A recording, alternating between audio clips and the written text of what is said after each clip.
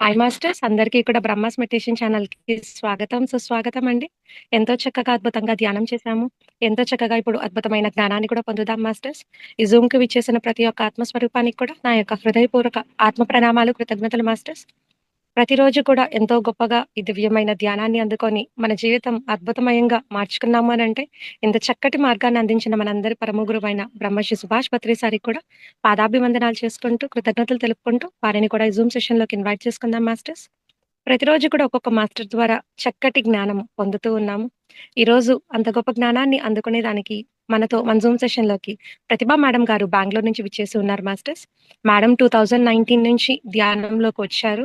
అప్పటి నుంచి పొందిన అనుభవాలు జూమ్ సెషన్స్ ద్వారా ప్రతి ఒక్కరికి కూడా అందిస్తూ ఆ జ్ఞానాన్ని పత్రి సార్ ఒక మార్గంలో ఏదైతే ఒక జ్ఞానంగా పుస్తకాల రూపంలో పంపిణీ చేస్తున్నారో, అదంతా కూడా ప్రతి ఒక్కరికి అందాలి అనే ధ్యేయంతో ధ్యానంని ఎంతో గొప్పగా జూమ్ సెషన్స్ ద్వారా ఎంతో చక్కగా అందిస్తూ ఉన్నారు మాస్టర్స్. ముందుగా ఈరోజు మేడంని సగర్వంగా మన జూమ్ సెషన్‌లోకి ఇన్వైట్ చేసుకుందాం. మేడం మీకు బ్రహ్మాస్ మెడిటేషన్ ఛానల్‌కి స్వాగతం, సుస్వాగతం madam. Thank you so much madam. Over to you thank you madam. Madam. Thank you madam. Thank you masters. నమస్తే మాస్టర్స్. ముందుగా మనందరి జగద్గురువైన బ్రహ్మర్షి పితామహ పత్రిజీకి, స్వర్ణమాల మేడంకి, సెషన్‌లో పాల్గొన్న మాస్టర్స్‌కి, సెషన్‌ని నడిపిస్తున్న మాస్టర్స్‌కి, ఇతర మాధ్యమాల ద్వారా వీక్షిస్తున్న నా ఆత్మ బంధువులందరికీ ఆత్మ ప్రణామాలు. నాకు ధ్యాన జీవితాన్ని పరిచయం చేసిన సరోజ గొల్లపల్లి మేడంకి, నా ఆత్మ ఎదుగుదలకు ప్రత్యక్షంగాను, పరోక్షంగాను సహకరిస్తున్న ప్రతి ఒక్క ఆత్మ బంధువుకి నా ఆత్మ ప్రణామాలు. Thank you masters. నా పేరు ప్రతిభ, మాది బెంగుళూరు. నాకు ఈ ఆనాపానసతి మెడిటేషన్ 2019లో యూట్యూబ్లో గొల్లపల్లి సరోజ మేడం యొక్క వీడియో చూడడం జరిగినది. అప్పటి ఇంకా నేను దీన్ని కంటిన్యూ చేస్తున్నాను మాస్టర్స్. గత 5 సంవత్సరాలుగా నేను పత్రి సార్ ద్వారా కానీ, ఇతర పిరమిడ్ మాస్టర్ల ద్వారా కానీ నేను విన్న ఆ జ్ఞానాన్ని, ఆత్మ జ్ఞానాన్ని నా బుద్ధి ఎంతవరకు అవగాహన చేసుకున్నదో ఆ మేరకు నేను మీతో ఈ ఆధ్యాత్మిక శాస్త్రము 6 సిద్ధాంతాలు ఎంతవరకు నేను అవగాహన చేసుకున్నానో ఆ మేరకు నేను మీకు తెలియజేస్తాను మాస్టర్స్. ఇందులో ఏమైనా తప్పులుంటే సరిదిద్దండి.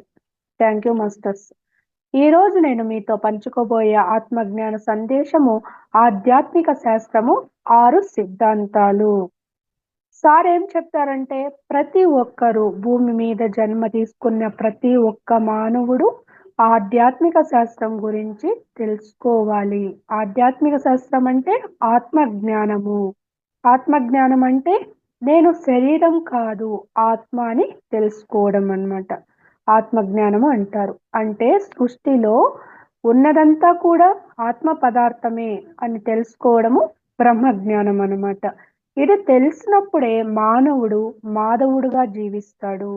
లేకపోతే గురుడ్డెద్దు చేలో పడ్డట్లు అవుతుంది అన్నమాట.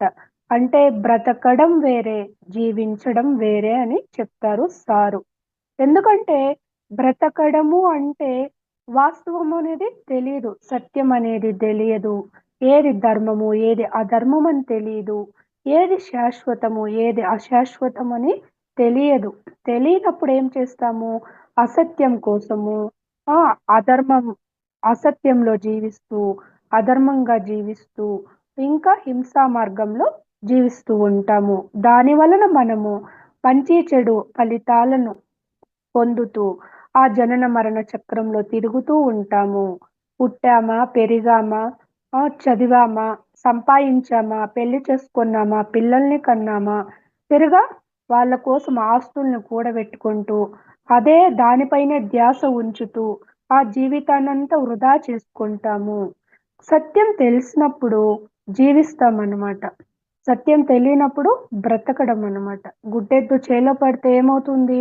చేనుకి పంట చేనులో ఉన్న పంట పాడవుతుంది. అంతేకాకుండా ఆ ఎద్దుకు కూడా ముళ్ళు గుచ్చుకోవడము, ఎక్కడైనా మిట్ట పల్లాలుంటే దాన్ని ఇంకా కూడా పడడం వల్ల కూడా గాయాలవుతూ ఉంటుందన్నమాట.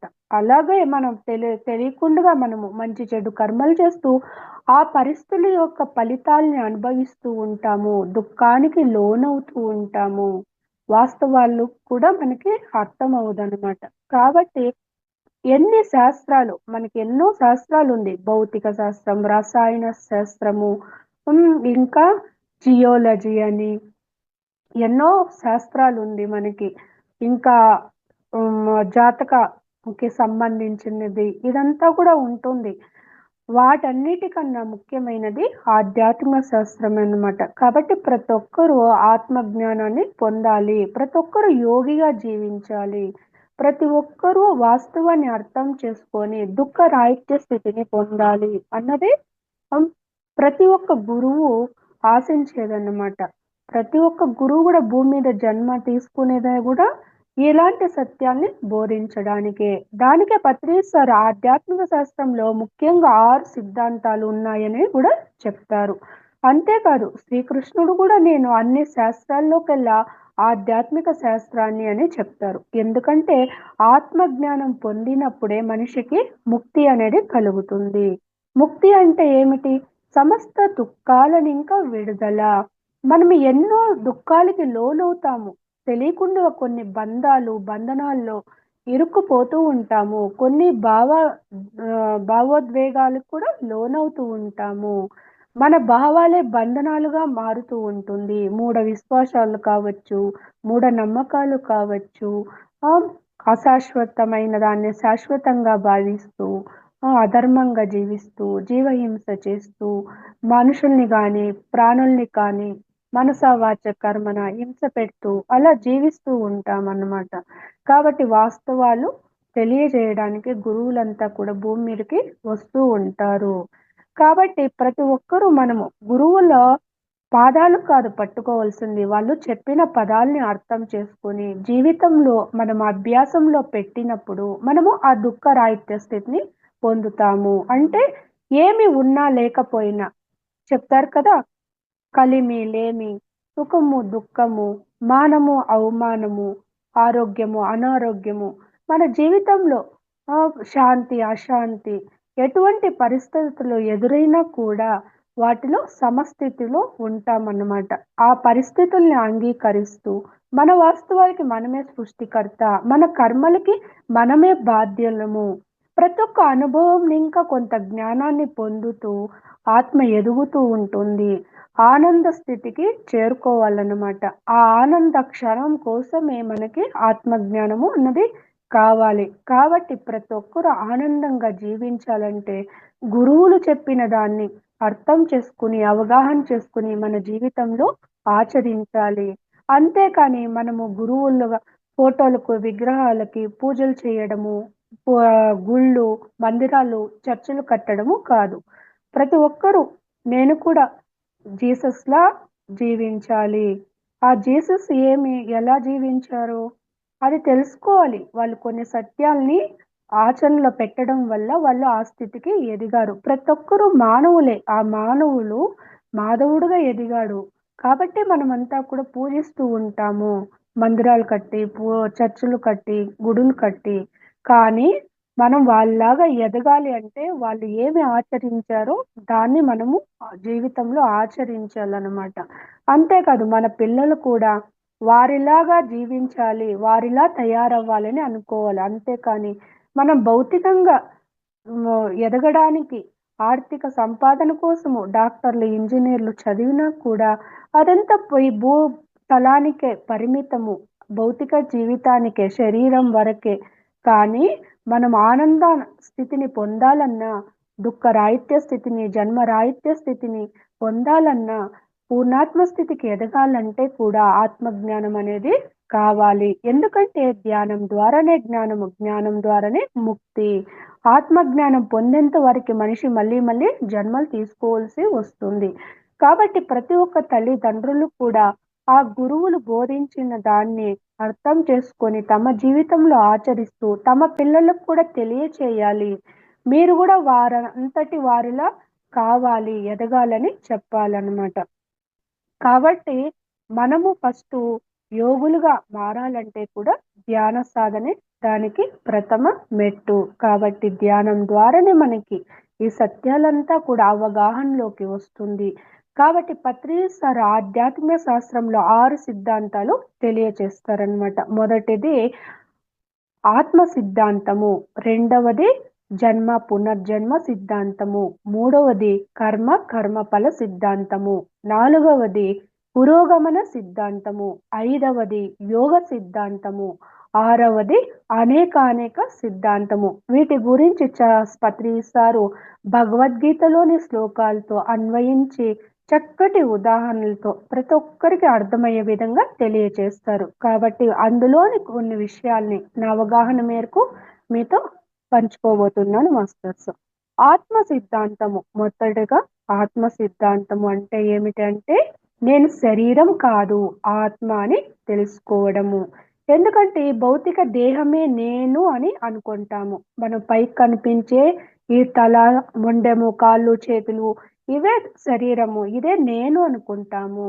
కానీ దీనికి ఆధారమైన ఉనికి ఒకటి ఉంది, అదే ఆత్మ అన్నమాట. దానికి చావు అనేది లేవు. దానికి ఒక రంగు కానీ రూపం కానీ ఏదే ఒక రూపం కానీ అనేది లేదన్నమాట. అది శాశ్వతమైనది, ఎప్పుడు నిర్గుణ స్థితిలో ఉంటుంది. దానికి ఇలాంటి గుణం అనేది కూడా లేదు. అది ఆత్మతత్వం అన్నమాట. అది ఎన్నో జన్మల్ని తీసుకుంటుంది, ఎన్నో కర్మలు చేస్తుంది, ఎంతో అనుభవ జ్ఞానాన్ని కూడా పొందుతుందన్నమాట. నేను శరీరం కాదు ఆత్మ అని తెలుసుకోవడమే ఆత్మ పదార్థము. సృష్టిలో అణువణువున వ్యాపించి ఉన్నది. అంతేకాదు ప్రతి ప్రాణిలోనూ ఖనిజ, వృక్ష, జంతు, మానవ సామ్రాజ్యాలు, అంతేకాదు దైవ సామ్రాజ్యం అనేది కూడా ఉంది. అన్నిట అంతర్యామిగా ఉన్నది ఆ రూపాలలో, శరీరాలలో ఆ ఆత్మే అని తెలుసుకోవడమే ఆత్మజ్ఞానము. అంతటా వ్యాపించి ఉన్నది ఆ చైతన్యమే అని తెలుసుకోవడమే బ్రహ్మ జ్ఞానము. కాబట్టి ఆత్మ సిద్ధాంతము దీని గురించి తెలియచేస్తుంది. ఉదాహరణకి ఒక మట్టితో కానీ ఎన్నో రకరకాల పాత్రలు తయారు చేస్తాము. పాత్రలు రూపాలు వేరైనా కూడా దానికి ఆధారమైనది మట్టి. అదేవిధంగా ఒక రాయితో శిల్పాన్ని తయారు చేస్తాము. మొదటగా అది ఉన్నది రాయే అన్నమాట, శిల్పంగా తయారవుతుంది.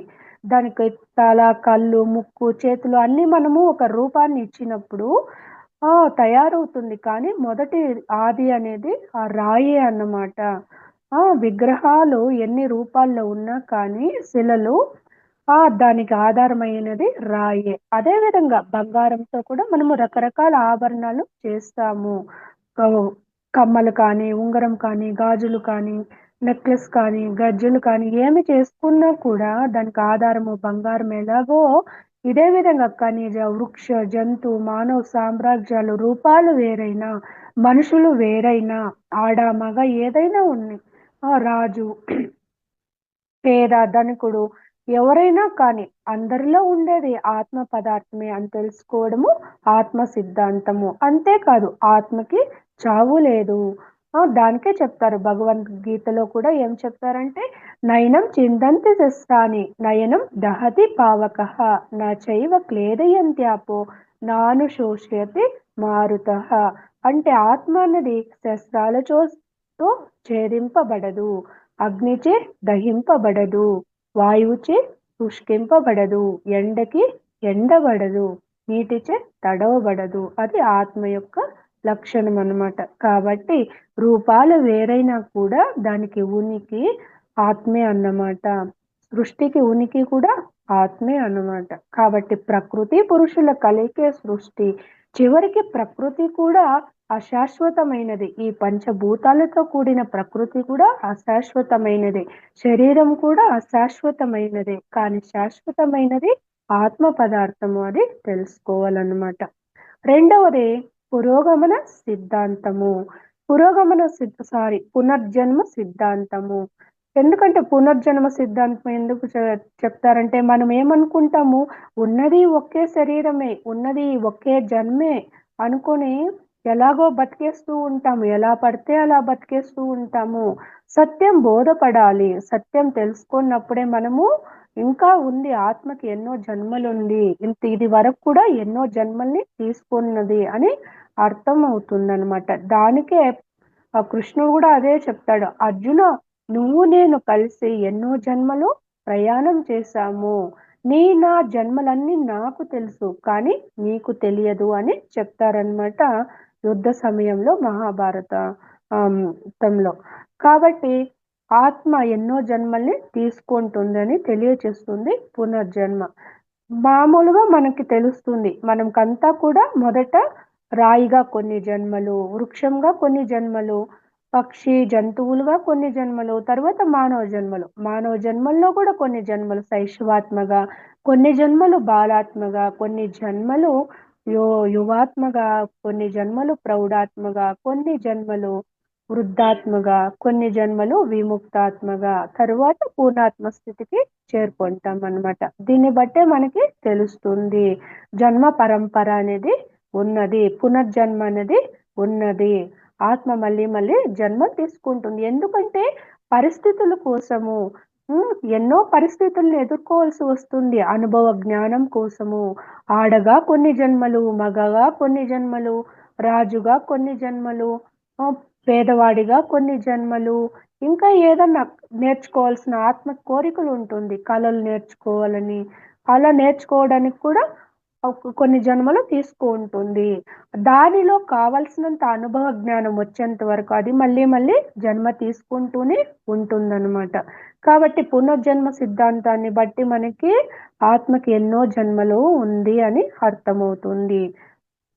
ఎలాగైతే ఇప్పుడు పగలుకు మధ్య రాత్రి విశ్రాంతి శరీరానికి, అదే విధంగా ప జ ప్రతి పుట్టుకి జన్మకి మధ్య ఆత్మకి విశ్రాంతి అనేది మరణము అన్నమాట. ఎందుకంటే ప్రతి జన్మలోనూ ఎన్నో పరిస్థితుల్ని, సంఘటనల్ని ఎదుర్కొంటుంది. ఆత్మ కూడా ఒక అలసట అనేది ఉంటుంది. అది కూడా తిరిగా కొంత విశ్రాంతి తీసుకొని పైలోకాల్లో మళ్ళీ కొత్త ప్రణాళిక వేసుకొని నూతన ఉత్సాహంతో వస్తుందన్నమాట. ఉన్న లోకమే కాదు, సృష్టిలో ఎన్నో లోకాలుంది. ఎక్కడైనా అది జన్మ తీసుకుంటుంది. దానికి కావలసిన అనుభవ జ్ఞానాన్ని పొందుతూనే ఉంటుందని తెలియజేస్తారు. తరువాత మూడవది కర్మఫల సిద్ధాంతం అన్నమాట. ఈ పునర్జన్మ సిద్ధాంతం గురించి కూడా ఒక శ్లోకం ఉంది. జాతస్య హి ధ్రువో మృత్యువు ధ్రువం జన్మ మృతస్య చ తస్మాత్ అపరిహార్యాతే నత్వం శోచితు అర్హసి అని చెప్తారు. పుట్టినవాడు మరణించక తప్పదు, మరణించిన వాడు మళ్ళీ పుట్టక తప్పదు. అనివార్యమైన దీనికోసము మనము దుఃఖించడము తగదు అని చెప్తారనమాట. కాబట్టి మనం ఎలాగైతే ఈ వస్త్రాన్ని, మురికి బట్టల్ని కానీ, చినిగిన వస్త్రాన్ని వదిలేసి మళ్ళీ ఎలాగ మనము మరుసటి రోజు స్నానం చేసుకుని కొత్త వస్త్రాన్ని, ఉతికిన వస్త్రాన్ని ధరిస్తామో, ఆత్మ కూడా అదే విధంగా శరీరాన్ని ధరిస్తూ ఉంటుంది అని చెప్తారు. అది కావాల్సిందంతా దానికి అనుభవ పాఠాల కోసమే, పరిస్థితుల్ని తానే ఎంచుకొని వస్తుందన్నమాట అని చెప్తారు. ఎన్నో రకాల అనుభవాల్ని పొందడానికే అది మళ్ళీ మళ్ళీ జన్మ తీసుకుంటుంది. తరువాత మూడవది కర్మఫల సిద్ధాంతము. ప్రతి జన్మలోనూ ఆత్మ కర్మలు చేస్తూనే ఉంటుంది. ఏదైనా కోరికలు ఉన్నప్పుడు కర్మలు తప్పక చేయాల్సి వస్తుందన్నమాట. కాబట్టి కర్మఫల సిద్ధాంతము. మనం చేసే కర్మల్ని బట్టే ఫలితం అనేది కూడా వస్తుంది. దానికే భగవద్గీతలో కృష్ణుడు కూడా ఏం చెప్తారంటే, కర్మణ్యేవాధికారస్తే మా ఫలేషు కదాచన మా కర్మఫల హేతుర్భూమాతో సంగోస్త్వ కర్మని అని చెప్తారు. కర్మలు చేయడం వరకే నీ పని, ఫలితం గురించి ఆలోచించకూడదు. ఎలాగైతే మన వెంట నీడ ఎలా వస్తుందో, మనం చేసిన కర్మకు ఫలితం అంటూ రానే వస్తుంది. కర్మకు తగ్గ ఫలితము. మంచి కర్మలు చేస్తే మంచి ఫలితము, చెడు కర్మలు చేస్తే చెడు ఫలితం అన్నమాట. అంటే మంచి చేస్తే పుణ్యము, ఆ పుణ్యంని ఇంకా భోగాలు, సుఖాలు అనుభవిస్తాము. చెడు కర్మలు అంటే పాప కర్మలు, దాన్ని ఇంకా పాపము, దాన్ని ఇంకా ఏమొస్తుంది, దుఃఖం వస్తుంది, అనారోగ్యం వస్తుంది, కష్టాలు, నష్టాలు, బాధలు ఎదురవుతాయి అన్నమాట. ఇంకా నిష్కామ కర్మ అనేది ఉంది. ఎటువంటి ఫలితాన్ని ఆశించకుండా కర్మలు చేయడం అన్నమాట. దాన్ని ఇంకా ముక్తి వస్తుంది. అంతేకాదు, నేను చేస్తున్నాను అనే భావన కూడా, కర్తృత్వ భావన లేకుండా చేయాలి. అప్పుడే పాపము, పుణ్యము అనే ఫలితం కూడా అంటదు అన్నమాట అక్కడ. కర్తృత్వ భావన అంటే నేను చేస్తున్నాను అని అహంకారం లేకుండా చేసినప్పుడు, ఏ భావన లేకుండా చేసినప్పుడు, ఆ పాపము, పుణ్యము అన్న ఫలితం కూడా అంటదు. దానికే చెప్తారు కర్మల్లో కౌశల్యం చూపించడము అంటే కర్మ ఫలితాల్ని అంటించుకోకుండా ఉండడం అన్నమాట. అదే నిష్కామ కర్మ యోగ స్థితిలో కర్తృత్వ భావన లేకుండా మనం కర్మలు చేస్తూ పోయినప్పుడు ఆ పాపము, పుణ్యము అనే ఫలితాలు కూడా మనకి అంటవు అని చెప్తారు. అలాంటివే ముక్తినిస్తాయి. ముక్తికి దారి తీస్తుంది అన్నమాట. కాబట్టి ఏదైనా ఒక కర్మ చేస్తున్నప్పుడు దానిపైన శ్రద్ధ పెట్టాలి. మనం శ్రద్ధతో చేసినప్పుడే దానిలో 100% దానికి ఇవ్వాల్సిన ఎనర్జీని, శక్తిని ఇచ్చినప్పుడు దాని ఫలితం కూడా సరిగా ఉంటుంది. ఉదాహరణకి ఒక రైతున్నాడనుకోండి, చక్కగా పొలాన్ని దున్ని ఎరువు వేసి విత్తనాలు వేసినప్పుడు టైం సరిగా వేసినప్పుడు వర్షాలకు కానీ లేకపోతే మనమే నీళ్లు పెట్టినప్పుడు కానీ చక్కగా మొలకెత్తుతుంది. తరువాత టైం సరిగా ఎంత కావాలనో అంత నీళ్లు దానికి పెడుతూ వెళ్ళాలన్నమాట. సేంద్రియ ఎరువులు వేయడం కానీ, ఏదైనా కానీ దానిపైన శ్రద్ధ చూపించినప్పుడు బాగా పెరుగుతుంది. ఇంకా బలిష్టంగా రావాలంటే ఏం చేయాలి? చుట్టూ ఉన్న కలుపు మొక్కలు అనవసరమైనదంతా కూడా తీసేయాలి. ఎందుకంటే మనకి ఏది ప్రధానమైన మొక్కో అది బలిష్టంగా రావాలి అంటే చక్కని ఫలసాయం రావాలంటే ఆ కలుపు మొక్కలకి అంతా ఆ శక్తి వెళ్ళిపోతుంది. కాబట్టి అనవసరమైన కలుపు మొక్కలనంతా కూడా తీసేసినప్పుడు ఇంకా మనకి ఆ ఫలితం అనేది చక్కగా వస్తుంది. కాబట్టి ఒక కర్మ యొక్క ఫలము మరొక దీనికి రూపాంతరం చెందుతుంది అన్నమాట. కాబట్టి మనం చేసే కర్మల పైన కూడా శ్రద్ధ చూపించాలి. అంతేకాదు మంచి కర్మలు చేస్తే మంచి ఫలితం, చెడు కర్మలు చేస్తే చెడు ఫలితము. నిష్కామ కర్మలు చేసినప్పుడు దానికి తగ్గ ఫలితం అనేది ఉంటుందన్నమాట. కాబట్టి మనము కర్మలు చేస్తూనే ఉండాలి. అలానే చేయకుండా ఉండకూడదు. దాన్ని ఇంకా బుద్ధిమాంద్యం కూడా వస్తుంది. అంతే కదా! ఆత్మకి పురోగమనం అనేది ఉండదు. ఎందుకంటే మంచి చెడు కర్మలు చేస్తున్నప్పుడు దాన్ని ఇంకా ఏదో కొద్దిగా అనుభవ జ్ఞానం అనేది పొందుతూ వస్తుంది. ప్రతి జన్మలోనూ ఆత్మ కర్మలు చేస్తూనే వస్తుందన్నమాట. దాన్ని ఇంకా ఎంతో కొంత జ్ఞానాన్ని పొందుతూనే వస్తుంది. మనం చేసే కర్మల్ని బట్టే మన బుద్ధి కూడా వికసిస్తూ ఉంటుంది. మన బుద్ధి ఎలా వికసించి ఉంటుందో దాన్ని బట్టి మనం కర్మలు కూడా చేస్తూ ఉంటాము అన్నమాట. కాబట్టి కర్మలు చేస్తూ ఉండాలి. అలా అకర్మగా కూడా ఉండకూడదు అని చెప్తారు. కాబట్టి కర్మలు చేస్తూ ఉంటేనే మనకి ఆ జ్ఞానం అనేది కూడా వస్తుంది. దాన్ని ఇంకా బుద్ధి కూడా వికసిస్తుంది అన్నమాట. అంతేకాదు సమారంభః కామ సంకల్పవర్జితాః జ్ఞానాగ్నిదగ్ధ కర్మాణం తమాహుం పండిత బుధాః. ఎటువంటి సంకల్పాలు, కోరికలు లేకుండా మనము కర్మలు చేయాలన్నమాట. అప్పుడే ఆ జ్ఞానం అనే అగ్నిలో మన కర్మలంతా కూడా దగ్ధమైపోతాయి అని కూడా చెప్తారు భగవద్గీతలో శ్రీకృష్ణుడు. ఇక 4వది పురోగమన సిద్ధాంతము. ప్రతి జన్మలోనూ ఆత్మకి ఎప్పుడు పురోగమనమే ఉంటుంది. తిరోగమనం అనేదే ఉండదు. ఎందుకంటే ప్రతి జన్మలోనూ ఎంతో కొంత జ్ఞానాన్ని పొందుతూనే ఉంటుంది.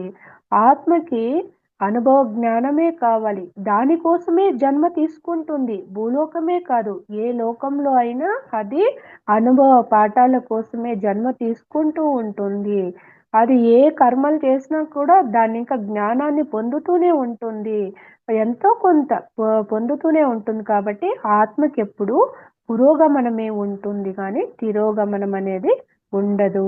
దానికి భగవద్గీతలో కూడా ఏం చెప్తారంటే కృష్ణుడు ఉద్ధరేణ ఆత్మనాత్మానం ఆత్మానం అవసాదయేత ఆత్మైవ ఆత్మనో బంధువు ఆత్మైవ రిపురాత్మనః అంటారు. అంటే నీ ఆత్మకి నువ్వు నీ ఆత్మని నువ్వే ఉద్ధరించుకోవాలి. నీ ఆత్మకి నువ్వే బంధువు. ఎప్పుడైతే మనం ధ్యానం చేస్తామో, ఆ అహింసలో జీవిస్తామో అప్పుడు మన ఆత్మకి పురోగమనం అనేది వేగంగా ఉంటుంది. లేకపోతే ఆత్మ చతికిలబడుతుంది. సరికాని కర్మలు, ఆలోచనలు, వాక్కులు చేస్తూ ఉన్నప్పుడు తిరిగా ఆత్మ జ్ఞానాన్ని పొందడానికి ఎక్కువ జన్మలు తీసుకోవాల్సి వస్తుంది. దానికి ఏమవుతుందంటే ఆత్మకి ఎక్కడ వేసిన గొంగలి అక్కడే ఉంటుంది. కానీ తిరోగమనం అనేది వాస్తవానికి అంత ఇది కాదు. ఆత్మకనేది అది తిరోగమనం ఉండదు. తిరోగమనం అనేది ఉంటుందని చెప్తారనమాట. కాబట్టి ఎన్నో లోకాలుంటుంది. ఎక్కడైనా అది జన్మ తీసుకోవచ్చు అని చెప్తారు. ఆత్మకి రంజనం అన్నమాట. అనుభవ జ్ఞానం అనేది అని చెప్తారన్నమాట. ఇక 5వది యోగ సిద్ధాంతము. యోగ సిద్ధాంతం అంటే ఎప్పుడు యోగి అవుతాము? మనము ధ్యానం చేసినప్పుడే యోగిగా మారుతాము. దానికే భగవద్గీతలో ఏం చెప్తారంటే కృష్ణుడు కూడా అర్జునుడికి యోగి భవ అర్జున అని చెప్తారు. అంటే తపస్విభ్యోధికో యోగి, జ్ఞానిభ్యోపి మతోధికః, కర్మభ్యచ్చాధికో యోగి, తస్మాత్ యోగి భవ అర్జున అని చెప్తారనమాట. అంటే అర్జున కొందరేం చేస్తారంటే తపస్సు అంటే శరీరాన్ని తపింపజేస్తూ ఉంటారనమాట. ఉపవాసము ఆళ్ళు చేస్తూ భగవంతుని ప్రాప్తి కోసమో, లేకపోతే కోరికల కోసమో, జ్ఞానం కోసమో, గురువుల కోసమో, దేనికోసమైనా కొన్ని సిద్ధుల కోసమో ఉపవాసాలు చేస్తారు. హఠయోగం, ప్రాణాయోగం చేస్తారు. తిండి, నిద్రనంతా కూడా తగ్గించుకొని ఉంటారు. అలాంటి వారి కన్నా కూడా ప్రత్యక్ష జ్ఞానం ఉండదు. పరోక్ష జ్ఞానం ఉంటుంది. పుస్తకాలు, గ్రంథాలు చదవడం ద్వారానో, ఇతర గురువులు చెప్పినది వినడం ద్వారానో అలా జ్ఞానం ఉంటుంది. అలాంటి వారి కన్నా కొందరు కర్మలు చేస్తారు. యజ్ఞాలు, యాగాలు చేస్తారు. లోక కళ్యాణం కోసం కానీ, నిష్కామ కర్మలు కూడా చేస్తూ ఉంటారు. అలాంటి వారి కన్నా కూడా ఒక యోగి గొప్పవాడు. యోగి అంటే ధ్యానం చేసేవారు. శ్వాస మీద ధ్యాస పెట్టి ధ్యానం చేస్తూ తమ నాడీ మండలాన్ని శుద్ధి చేసుకొని కర్మలంతా ప్రక్షాళనం చేసుకున్న వాడిని, దుఃఖరాహిత్య స్థితిని పొందిన వాడిని యోగి అంటారనమాట. ఆ కర్మలంతా ప్రక్షాళన చేసుకొని ఉంటారు. అంతేకాదు ఆత్మ సిద్ధాంతం గురించి, పునర్జన్మ సిద్ధాంతం గురించి, కర్మఫల సిద్ధాంతం గురించి, పురోగమన సిద్ధాంతం గురించి కూడా అవగాహన అనేది వస్తుంటుందన్నమాట. అంతేకాదు బాహ్యేంద్రియాలు, కర్మేంద్రియాల్ని ఆధీనంలో ఉంచుకున్న వాళ్ళని ధ్యాని అంటారు. అంతరేంద్రియాల్ని ఆధీనంలో ఉంచుకున్న వాళ్ళని యోగి అంటారనమాట. ముఖ్యంగా మనసుని ఆధీనంలో ఉంచుకొని ఉంటారు. ఎందుకంటే అంతరేంద్రియాలంటే మనసు, బుద్ధి, చిత్తము, అహంకారము. దానిలో మనసు అనేది అతిపెద్ద ఇంద్రియము. దాన్ని ఆధీనంలో ఉంచుకొని ఉంటారు. అటువంటి వారిని యోగి అంటారనమాట. కాబట్టి ఒక యోగికే ఈ పైనున్న 4 సిద్ధాంతాలు అర్థమవుతుందని పత్రిజీ సారు చెప్తారన్నమాట. కాబట్టి శ్వాస మీద ధ్యాస పెట్టి మనము చిత్తవృత్తి నిరోధం చేసినప్పుడే ఆలోచన రహిత స్థితిలో మన తలపై ఉన్న బ్రహ్మరంధ్రం అనేది ఓపెన్ అయ్యి విశ్వంలో ఉన్న విశ్వమయ ప్రాణశక్తి ఆ బ్రహ్మరంధ్రం ద్వారా లోపలికి ప్రవేశించి మన ప్రాణమయ శరీరంలో ఉన్న నాడీ మండలాన్ని శుద్ధి చేస్తుందన్నమాట. నాడీ మండలం శుద్ధి అయినప్పుడు మనము శారీరకంగా ఆరోగ్యంగా ఉంటాము. మన కర్మలంతా కూడా దగ్ధమవుతుంది. మనం ఈ జన్మలో తెచ్చుకున్న ఆ ప్రారబ్ధ కర్మల్లో ఏదైతే ఉంటుందో మన నాడీ మండలంలో బ్లాక్స్ రూపంలో ఏదైతే ఉంటుందో మన అనారోగ్యానికి కారణమైన ఆ బ్లాక్స్ అంతా కూడా క్లియర్ అవుతుంది. అప్పుడే ఆరోగ్యంగా ఉంటాము. తిరిగా సాధనా క్రమంలో మనకి ఏమవుతుందంటే మూడో కన్ను అనేది విచ్చుకుంటుంది. అలా విచ్చుకున్నప్పుడే మనము ఋషి అనబడతాము. నాడీ మండలం శుద్ధి చేసుకున్న వాళ్ళని, మనసుని ఆధీనంలో ఉంచుకున్న వాళ్ళని యోగి అంటారు. 6వ కుండలిని శక్తిలో 6వ చక్రమైన ఆజ్ఞా చక్రము అది 2 కనుబొమ్మల మధ్య ఉంటుంది. అది విచ్చుకున్నప్పుడు ఋషి స్థితి అన్నమాట. ఆ ఋషి స్థితిలోనే మనకి సత్యం బోధపడుతుంది. నేను శరీరం కాదు ఆత్మ అని తెలుసుకుంటాము. తర్వాత సాధనా క్రమంలో ఏమవుతుందంటే మన జన్మల్ని, కర్మల్ని తెలుసుకుంటాము. అదే రాజర్షి స్థితి అన్నమాట. ఇంకా సాధనను కొనసాగిస్తూ పోతే మనము ఇతరుల జన్మల్ని, కర్మల్ని తెలుసుకుంటాము. సృష్టిలో కోటాను కోట్ల లోకాలుంటాయి. ఆ లోకాల యొక్క జ్ఞానాన్ని ఆ సృష్టి రహస్యాల్ని అంతా కూడా తెలుసుకుంటాము అన్నమాట. అలాంటి వారిని యోగీశ్వరులు అంటారు. వాళ్ళు ఏ స్థితిలో ఉంటారంటే మమాత్మ సర్వభూతాత్మ అన్న స్థితిలో ఉంటారు. అంతా నేనే, నేనే అంతా, అందరిలోనూ తననే చూసుకుంటాడు. తనలో అందరిని చూసుకుంటారనమాట. ఆ స్థితిలో ఉన్న వారిని పరమ యోగీశ్వరులు అంటారు అన్నమాట. వాళ్ళు పూర్ణాత్మ స్థితిలో ఉంటారు. అంటే ఆ శైశవాత్మని ఇంకా పూర్ణాత్మ స్థితికి ఎదిగేంత వరకి ఆ జన్మ పరంపర అనేది కొనసాగుతూనే ఉంటుంది ఆత్మకి. కాబట్టి ఆ స్థితిలో ఉన్న వాళ్ళు ఏం చేస్తారంటే మళ్ళీ ఇతర లోకాల్ని సృష్టిస్తారు. అంతేకాదు తిరిగి వాళ్ళు భూలోకంలో కానీ ఏ లోకంలోకైనా తాము తెలుసుకున్న సత్యాన్ని బోధించడానికే మళ్ళీ వాళ్ళు వస్తారనమాట. అవతార పురుషులుగాను, కారణ జన్ములుగాను వాళ్ళు మళ్ళీ వస్తూ ఉంటారు. ఆ విధంగా వచ్చిన వాళ్ళే మన పిరమిడ్ మాస్టర్లని పత్రి సారు చెప్తారు. పత్రి సార్ ఏం చెప్తారంటే పిరమిడ్ మాస్టర్లంతా కూడా విముక్తాత్మలు అని చెప్తారు. ఎన్నో జన్మలు శైశవాత్మగా, బాలాత్మ, యువాత్మ, ప్రౌఢాత్మ, వృద్ధాత్మ స్థితులంతా దాటి విముక్తాత్మ స్థితిలో ఉన్న వాళ్ళే లోక కళ్యాణం కోసము మళ్ళీ భూమి మీద జన్మ తీసుకున్నారు. ఈ ధ్యానాన్ని, ఆత్మజ్ఞానాన్ని బోధించడానికే వచ్చారు. అందరినీ భూమి మీద ఉన్న సమస్త మానవాల్ని ఆత్మజ్ఞాన శాస్త్రవేత్తలుగా తయారు చేయడానికే ఈ పిఎస్ఎస్ఎం అన్నది ఏర్పడింది, నెలకొల్పబడింది, స్థాపింపబడిందని పత్రి సారు చెప్తారనమాట. కాబట్టి పిరమిడ్ మాస్టర్లంతా కూడా విముక్తాత్మలే. వాళ్ళు మళ్ళీ ఈ భూమి మీద జన్మ తీసుకున్నారు. ఎందుకంటే సత్యాన్ని తెలియచేయడానికి, జీవహింస మహాపాపమని తెలియచేయడానికి. ఈ ఆధ్యాత్మిక శాస్త్రం 6 సిద్ధాంతాలు అవగాహన చేసుకున్నవారు కాబట్టి వాళ్ళు కూడా ఈ సమస్త మానవాళికి తెలియజేయడానికే వచ్చిన విముక్తాత్మలు అని చెప్తారనమాట.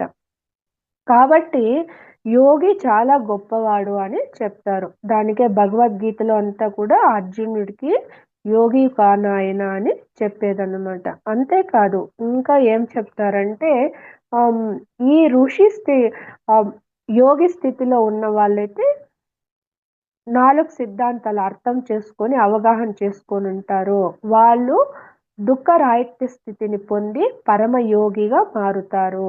తరువాత జన్మరాహిత్య స్థితి. అనేకానేక సిద్ధాంతము. ఆరవది అనేకానేక సిద్ధాంతము. అంటే సృష్టిలో కోటానుకోట్ల లోకాలుంటుంది. అనంతం అనమాట. ఇన్ఫినిటీ అని చెప్తారు. ఇది వర్ధమాన మహావీరుడి బోధనలో విశేషంగా చెప్పబడుతుంది అని చెప్తారు, పత్రిస్తారు.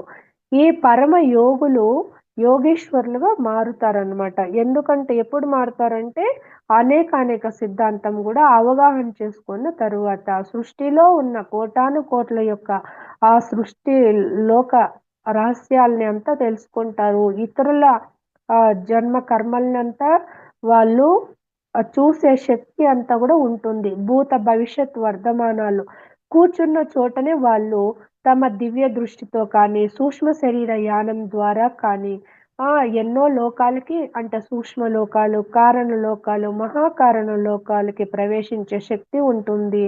కూర్చున్న చోటనే భూత, భవిష్యత్ వర్ధమానాలు ఏ లోకంలో ఏం జరుగుతున్నదో, ఏమి జరిగింది, ఏమి జరగబోతున్నది అనే తెలుసుకునే శక్తి, ఆ సిద్ధులంతా కూడా వాళ్ళకి ఉంటుందనమాట.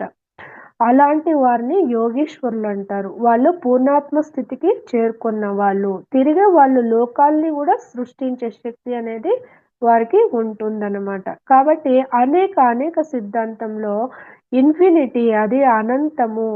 సృష్టిలో కోటానుకోట్ల లోకాలు, పాలపుంతలు, నక్షత్ర మండలాలుంటుంది, సూర్య మండలాలుంటుంది అని చెప్తారు. ఆ సూర్య మండలాల్లో గూడా తిరగా ఎన్నో గ్రహాలనేది ఉంటుందనమాట.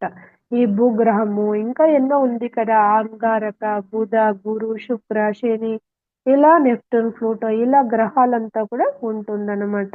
అన్ని లోకాల గురించే జ్ఞానము వాళ్ళకి ఉంటుందనమాట. ఆ పరిపూర్ణమైన జ్ఞానము, ప్రత్యక్ష జ్ఞానము, పరోక్ష జ్ఞానము ద్వారా వాళ్ళు తమ దివ్య చక్షువుని పరిపూర్ణంగా ఉత్తేజితం చేసుకొని ఉంటారు. అలాంటి వారిని యోగీశ్వరులని, పరమ యోగీశ్వరులని, బుద్ధుళ్ళని తరువాత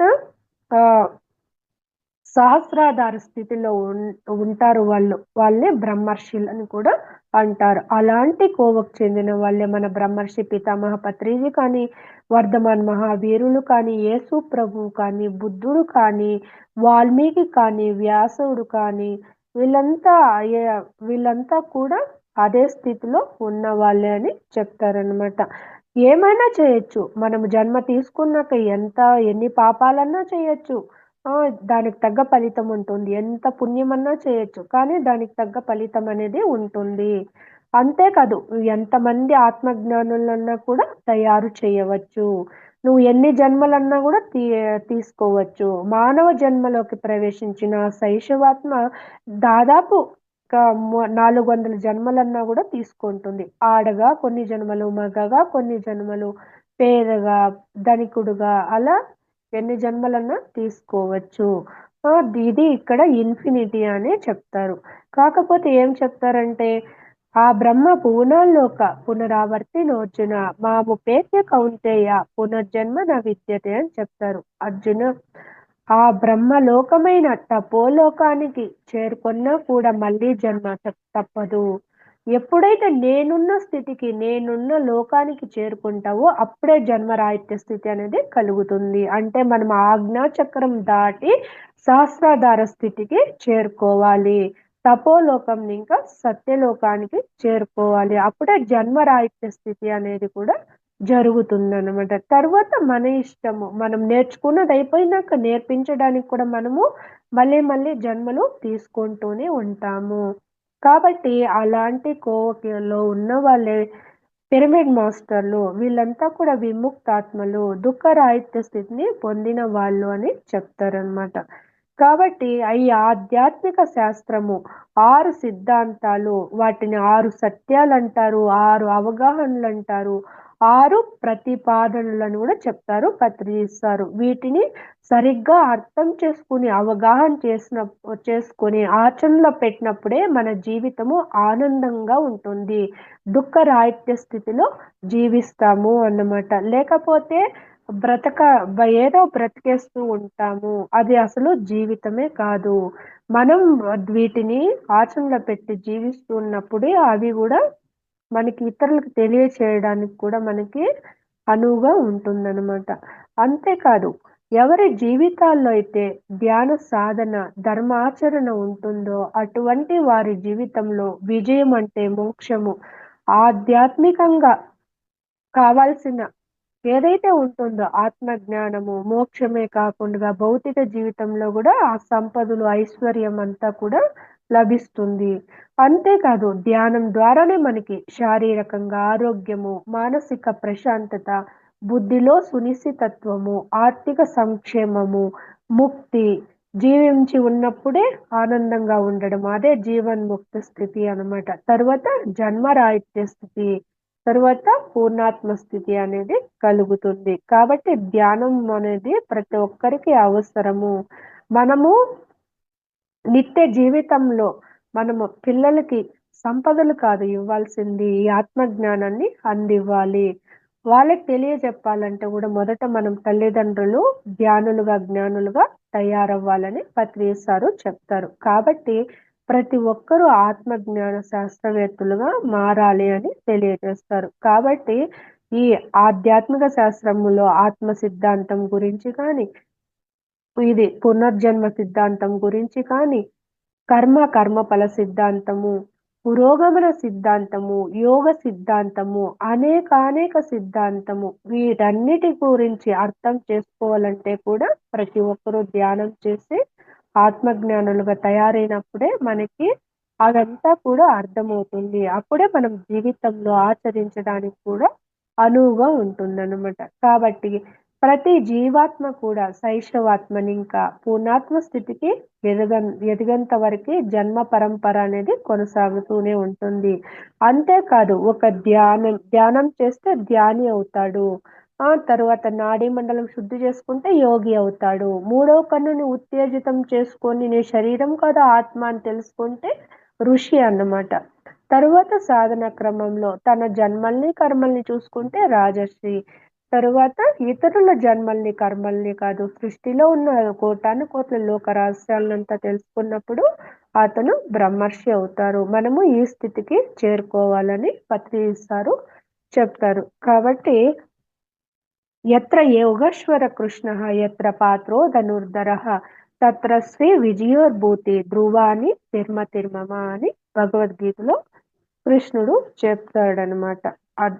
ఎవరి జీవితాల్లో అయితే ధ్యాన సాధన, ధర్మ ఆచరణ ఉంటుందో వాటి జీవితంలో భౌతిక ఎదుగుదలతో పాటు ఆధ్యాత్మిక ఎదుగుదల అనేది కూడా ఉంటుంది. అన్నిట్లో విజయము. విజయం అంటే ఇదే అన్నమాట.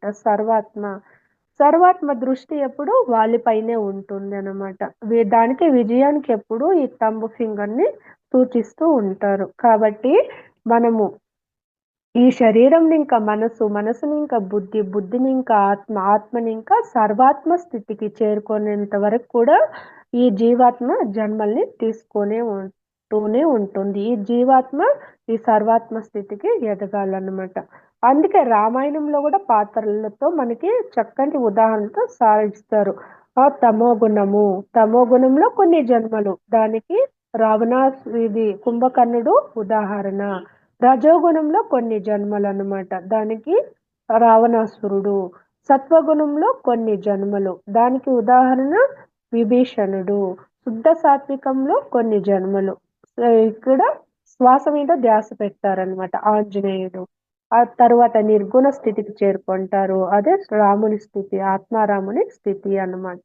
ఈ స్థితికి చేరుకోవాలంటే కూడా విశ్వమయ ప్రాణశక్తి ద్వారానే మనకి అది సాధ్యము. విశ్వమయ ప్రాణశక్తి అంటే సీత అన్నమాట.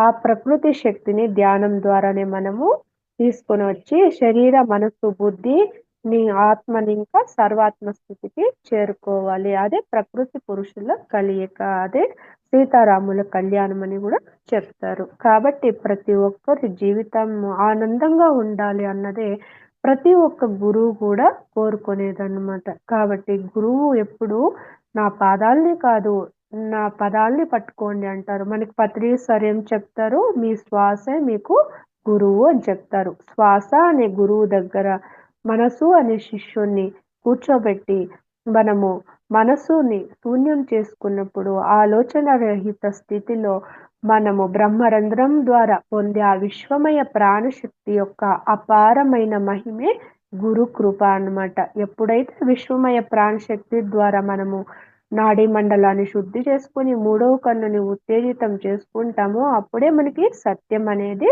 బోధపడుతుంది. ఏది సత్యము? నేను శరీరం కాదు, ఆత్మ అన్నది సత్యము. సృష్టిలో ఉన్నదంతా ఆత్మ పదార్థమే అనేది సత్యం అవుతుంది. అన్ని ధర్మాల్లో కన్నా అహింస పరమో ధర్మం అనేది మనకి అనుభవంలోకి వస్తుంది. అది అనుభవంలోకి రావాలంటే కూడా అది ధ్యాన సాధనే. దానికే పత్రి సార్ నవవిధ ధర్మాల్లో కూడా అన్ని ధర్మాల్లో కల్లా ధ్యాన ధర్మమే గొప్పది అంటారు. ఎందుకంటే ధ్యానం చేసినప్పుడే ఆ నవవిధ ధర్మాలంతా కూడా మనకి అర్థమవుతుంది. నవవిధ ధర్మాలు మనకి ఎన్నో చెప్పారు. అహింస ధర్మము, శాంత ధర్మము, మిత్ర ధర్మము, కరుణా ధర్మము, స్వాధ్యాయ ధర్మము, ఆరోగ్య ధర్మము, వినయ ధర్మము, దాన ధర్మము, ఇలా ధర్మాలు. ఆ ధర్మాలంతా కూడా మనం జీవితంలో పాటించాలంటే అది ధ్యానం ద్వారానే సాధ్యం అన్నమాట. కాబట్టి ధ్యానం ద్వారానే మనము ఇన్ని ధర్మాలని కూడా మన జీవితంలో ఆచరణలో పెట్టుకోగలుగుతాము. అంతేకాదు పత్రి సార్ మనకి ఇంకా జ్ఞాన నవరత్నాలు కూడా అందించారు.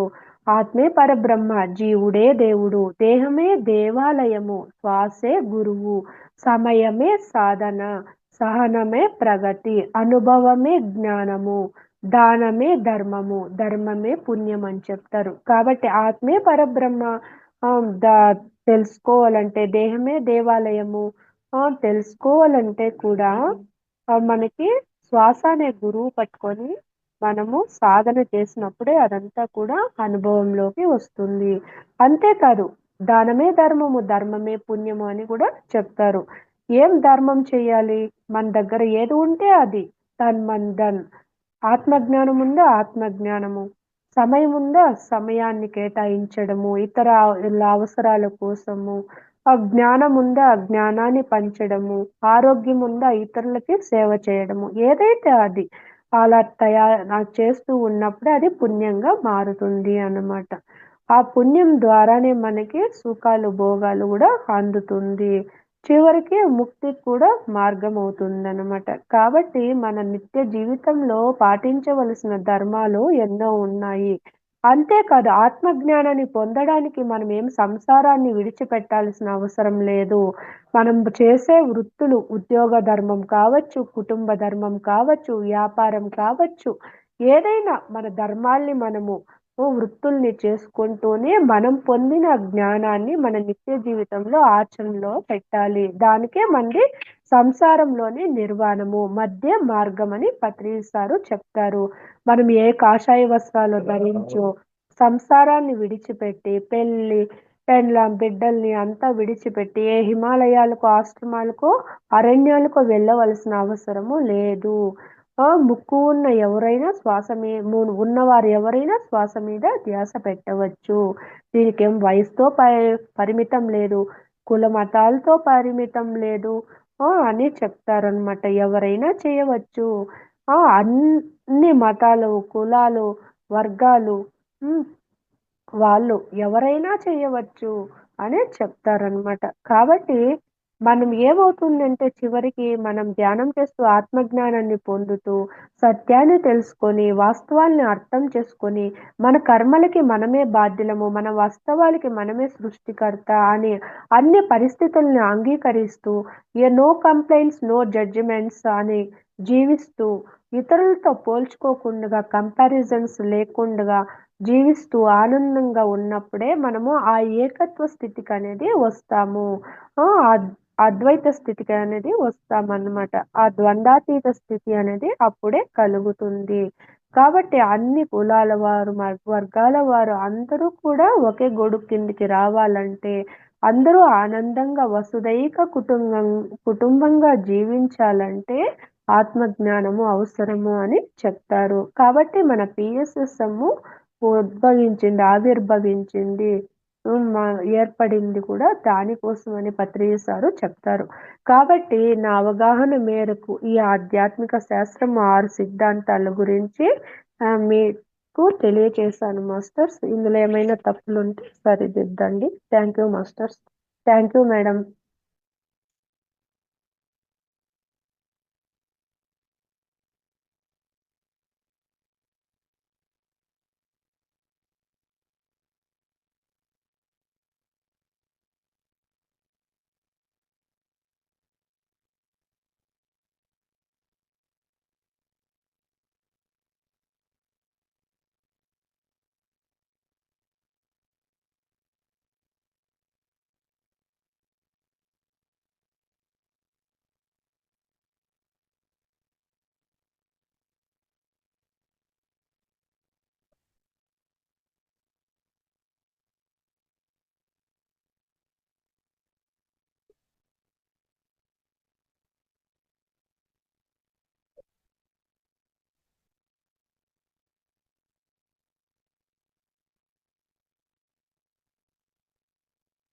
అంతేకాదు తరువాత శరీరము, మనస్సు, బుద్ధి, ఆత్మ, పరమాత్మ అని చెప్తారు కదా సార్ పత్రిజీ సారు 5 ఫింగర్ కాన్సెప్ట్‌లో.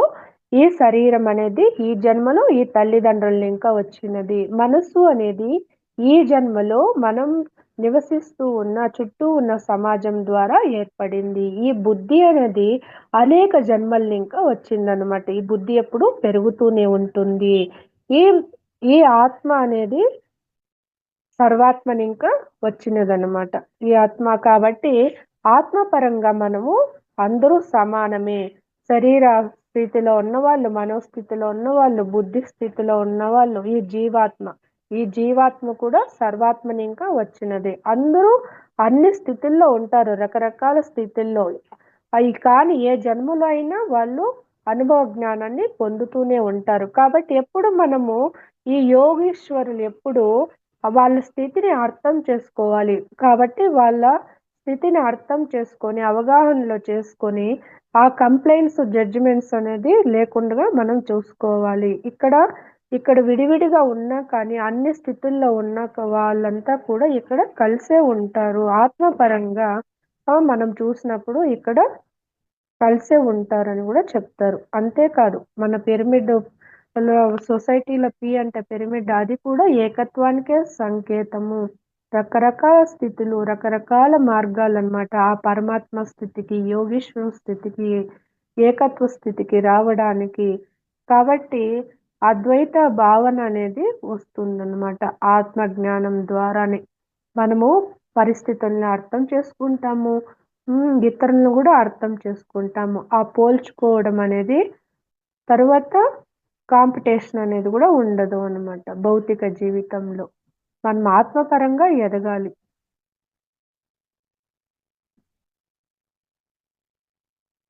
Okay madam.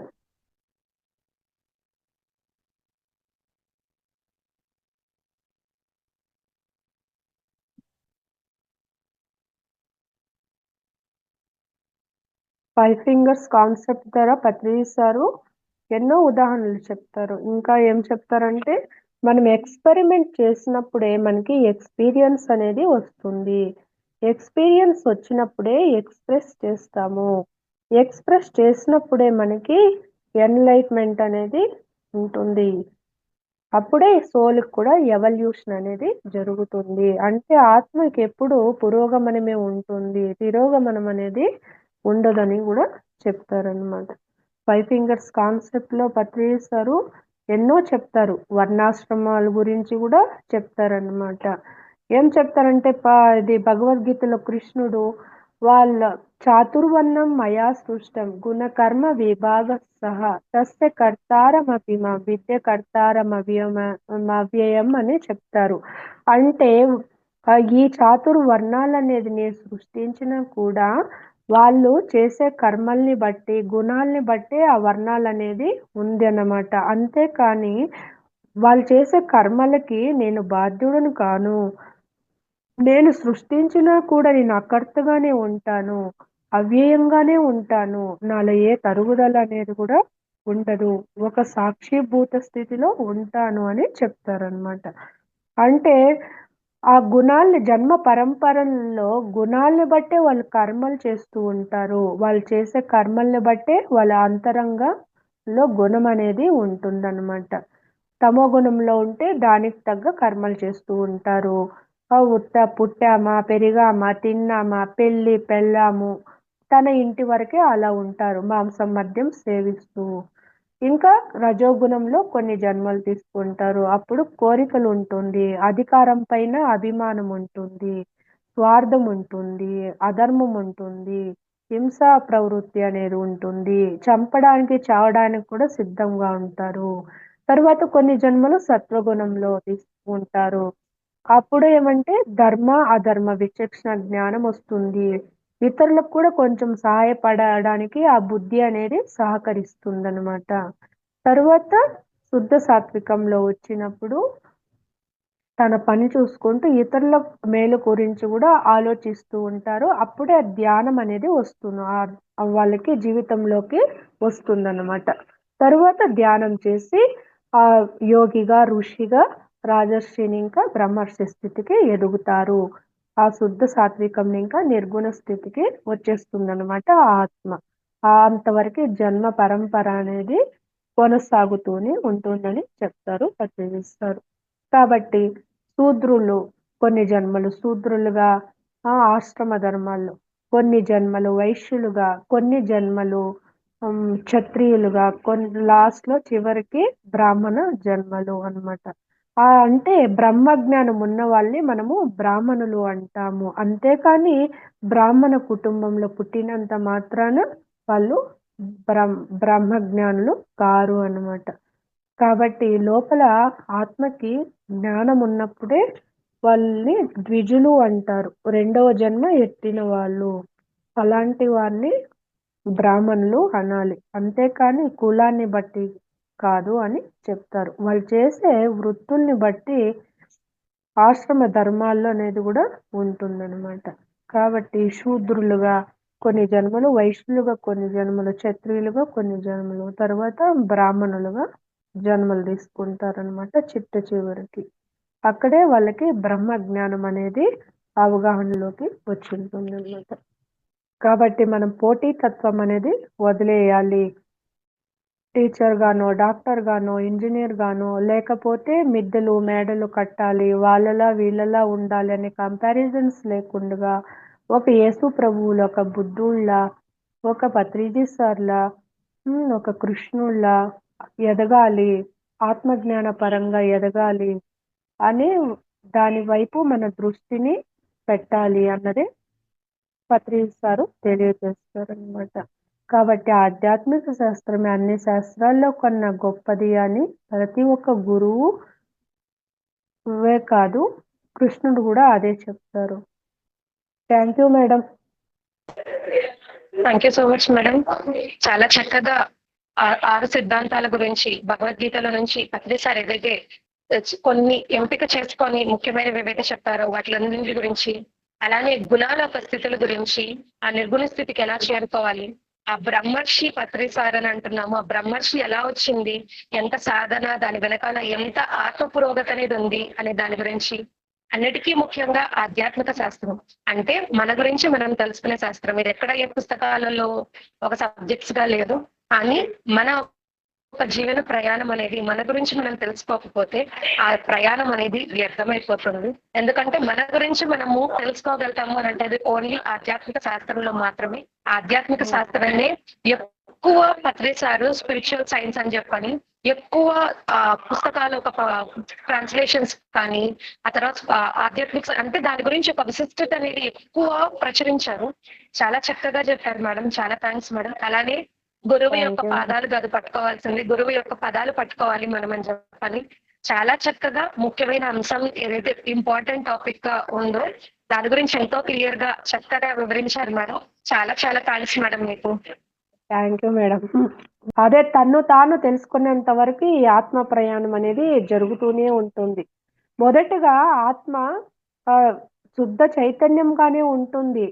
ఇక్కడ భూమి మీద జన్మ తీసుకున్నప్పుడు నేను ఆత్మ పదార్థం అని మర్చిపోయి ఉంటుంది. ఎప్పుడైతే ఆ జన్మ పరంపరలో ఆ వృద్ధాత్మ స్థితికి వస్తుందో, ఆ ధ్యానం అనేది అందుతుందో అప్పుడు నేను శరీరం కాదు ఆత్మ అని తెలుసుకుంటుందనమాట.